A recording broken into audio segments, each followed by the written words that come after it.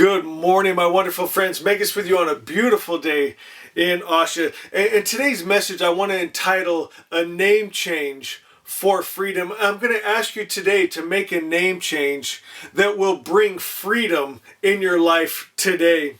Asha 16 says, living in truth is life without enemies. For evil, the lion illusion is rendered nothing. So go, Ashavan, truth knower, in truth, and enjoy this wonderful life, knowing you are God's thought, living in God's idea, perfection. My friends, the real above all real, the highest truth is that a perfect creator created a perfect world. That's what's reality. That's what is actually substance. Everything else that you see that isn't that perfect perfection of a perfect creator, it's lie and illusion. And there's a way out of that, which we're going to talk about. And it starts with a name change. If you feel like everything is your enemy, right? People, situations, even the world itself feels like it's fighting against you, I'm going to show you how to change that today. And I was reading the Avesta today. What an amazing book. And I always get so much out of it. But what I was really grabbing today is the Magi of old, they knew who they were. They knew their true name, and there's power in a true name. They knew the true name of God. It's a vibration. Everything is energy, right? And they knew their energy. They knew good spirits energy, and they know who they were. And what a beautiful thing. And I was just picturing them in those days of old. They'd sit around a campfire and they'd share stories, and stories of heroes and purpose. And my friends, it was just ingrained into children who they were. And we don't have that these days. The things that we're told of who God is and who we are and what we're capable of, it's not that good. And so we get a distorted image of who we are and of who God is, and then obviously of what we're capable of doing. And it takes me back all the way to kindergarten.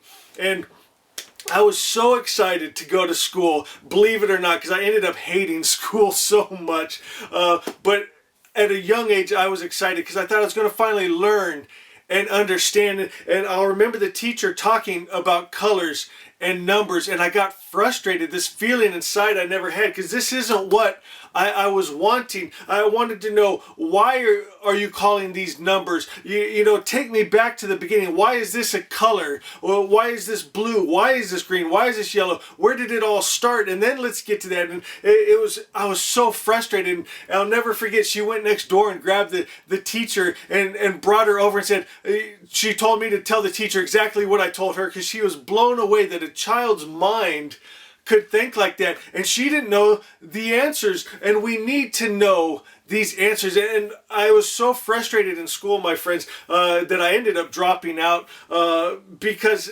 it was just a horrible, frustrating experience for me. Like things like memorizing dates and different, when this declaration was signed and this bill was passed, and you had to know the names of the people and the dates, and it was just such a waste to me. It was just, oh, I don't even want to get into it. But later I found in higher education, thank God for the internet, we can learn anything, where it's more specific for what you're wanting to do. And thank God they're finally starting to change the education system. At least they're discussing about changing it, because they're seeing what a waste of time it is. You can look up on your phone in 2 seconds a date when such and such bill was passed. You don't need to be taking up mind space with that. And they're finally talking about more specific education, and I love it. And I heard a funny saying the other day, that if Rip Van Winkle woke up, and with all the changes around in the world today with cell phones, and they're sending up spacecraft to Mars, and just all of these wild things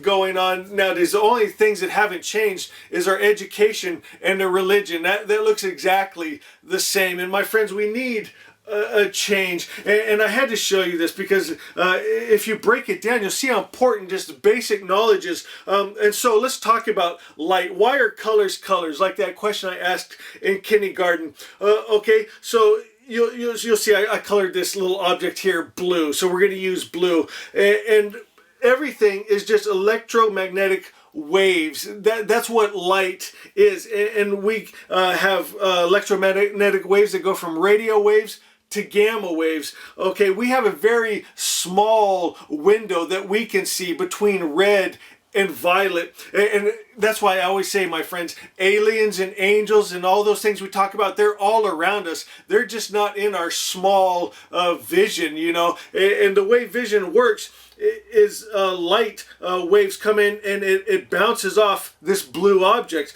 and then it absorbs all the other colors, and then the blue light is reflected to the retina. It goes through the cone cells, sets off these different chemicals, goes through the wires to your brain, and then your brain tells you that is blue. Okay, and so you're not actually having a direct contact with these things. It's all happening in chemicals and wires and neural pathways in your brain, inside of you. And that's why I always talk about it's all in your mind. It's all in your brain. You know, people hate that if they're having a bad day. It's all in your mind. No, it isn't. You know, again, they can give you reason, but it starts in your mind. And you know that story we've talked about in Still Pools of the Mind.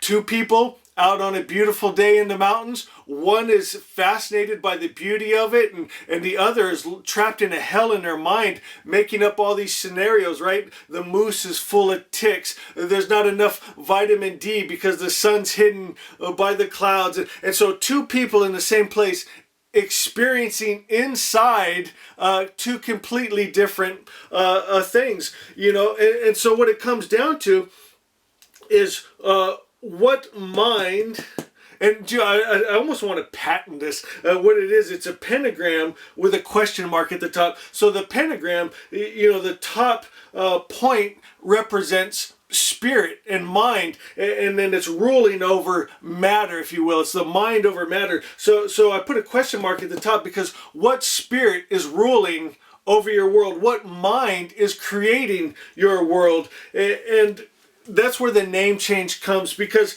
my friends, that's why I'm so passionate about Asha, because I had no peace before Asha came into my life. I have nice things, you know, I have nothing to complain about in that arena, but I had no peace of mind. I had no happiness, and I was confused, and everything, like we were talking about earlier, was an enemy to me, fighting me. And when I found the highest truth, Asha, Ahura Mazda, perfect spirit, my life changed. Everything made sense again. And when you start to understand what's taking place at a fundamental level, my friends, you can find peace of mind. And I found people were lying to me, and not only just out of manipulation and control, but a lot of people just didn't even know. They were raised a certain way, and that's what they passed on, but it wasn't working. And my God, Asha changed my life, and I know it's changed thousands of others' lives that have heard this message, and that's why I keep giving it, because you know, sometimes I'll tell you, I'm tempted to just go enjoy living in Asha. I all the time coming on, hello my wonderful friends, another beautiful day in Asha. You know, I can just enjoy this life, but something inside of me, I guess we have to have purpose, don't we? We have to have that balance of enjoying this beautiful life, you know, but doing something, feeling needed, feeling important, feeling like we have something to offer this world. And my friends, we can raise the vibration and the consciousness of this world by sharing Asha. And it starts with a name change. Who is the spirit ruling over your world? And of course, we got fire, air, water, earth. So mind over matter. As we know, the spirit and the vibration that we hold creates our world. The Buddha talked about it, that we create our world with our mind, with our thoughts, right? Jesus said, be it unto you as you believe. All the masters and greats knew this. Asha 13, one of my favorite, it says, when the spiritual world is made straight, then our material world comes into order. We got to get this part taken care of. And my friends, it comes with a name change of yourself and of God. Many people here have one of the matrix religion gods there. Jehovah's, Allah's, Shiva's, you know, and these are gods that say they can send good and evil. They can love and hate. They can create and kill. They can get angry and jealous and these lower beast, vibrations, and that's what it's going to create in form and matter. And my friends, if we could just go back to the original Ahura Mazda, the original monotheistic religion, that God is all good. He cannot do any evil. He can't send evil. He can't be evil. He can't get angry because of the way other people are acting. His nature is just love and peace and joy and kindness and goodness, and the world doesn't change his nature. And that's what he's trying to tell us. Don't let the world change you. You change the world by holding these high frequencies. Don't get angry. Don't get pissed off. Don't kill. Don't hate. Don't get jealous. And if people are giving these attributes to their highest principle, God, man's not going to rise above that. They're never going to rise above their God. That would be wrong, right? To think you're better than your God. But many people struggle with that. They're thinking, my God, I could have created a better world with one arm tied behind my back, right? I can be more loving than those stories of hating and killing and destroying and jealousy and anger and, just instinctively inside there's a divine spark that comes from that good spirit, and we know what good is and we know what isn't good, my friends. And the religion and education they've given us isn't the highest principle of good. It's mixed, isn't it? It's kind of good and it's kind of bad, and it's very confusing, but it can be so simple when we change that name back to the original, Ahura Mazda, the all good spirit. And it's a vibration. You don't even have to give it a name. It's vibration, unconditional love, peace, joy, and kindness. And we restore his name and image. We restore ours, my friends. We hold love and peace and joy and kindness. And my friends, we change the vibration of the world around us. And imagine the evolution of this world if all of us started doing it. How do we do that? We just keep sharing the message. We just tell someone about it. Tell someone today about Asha, my friends. Share one of these videos that you guys said you love so much, and they may or may not accept it. I've had people actually get mad and yell at me. That's okay, I'm still alive, didn't kill me, and it's water off a duck's back, What do? We just keep loving them. We realize they're scared to death. They were told if they, apostatize and leave their faith of Islam or Judaism or Christianity, that they're going to burn in hell, and if they don't even have to wait for that. I got friends over in Iran that if they leave Islam, they'll kill them. Their own parents will kill them. That's real going on right now. So, be smart about this, my friends. You don't have to be in pride, running around telling everybody your religion and getting yourself killed. Just vibrate it. Be love. You can use the word Jehovah or Allah or whatever, because it doesn't matter. The name per se is in words, but it's the word, the vibration behind it. So if everyone in your country calls, God Allah, that's fine, but let your Allah be the all good God that doesn't hate, war, kill, destroy. You hear what I'm saying? It's those highest vibrations, and instinctively know that and vibrate that and be that.